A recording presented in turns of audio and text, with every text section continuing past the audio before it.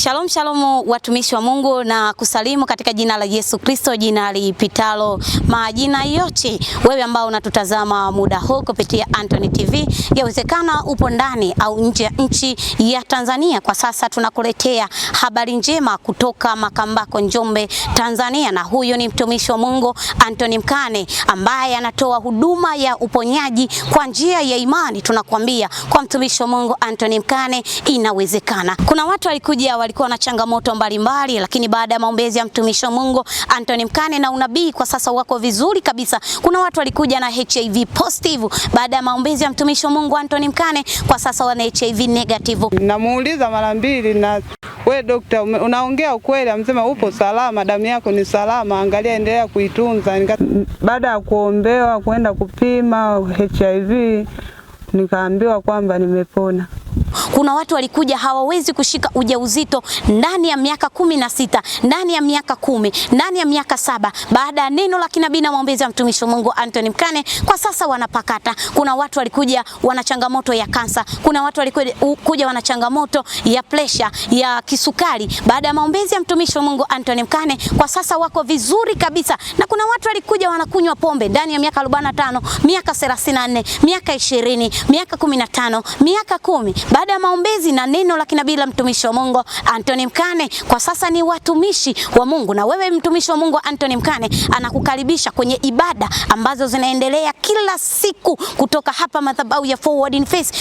Na mtumishi wa Mungu Antony Mkane anasema, je, ni jambo gani linalokusumbua? Je, ni kitu gani ambacho umeona kwako kigumu? Anasema yasiyowezekana kwa wanadamu, kwa mtumishi wa Mungu Antony Mkane ambaye anatumiwa na Mungu kwa viwango, inawezekana. Kwa hiyo usiangalie changamoto yako, usiangalie tatizo lako, usiangalie ukubwa wa hilo tatizo unalolipitia. Mtazame Mungu na muamini mtumishi wa Mungu Antony Mkane. Inawezekana ukapokea, inawezekana ukafunguliwa, inawezekana ukamuona Mungu kwenye kila eneo.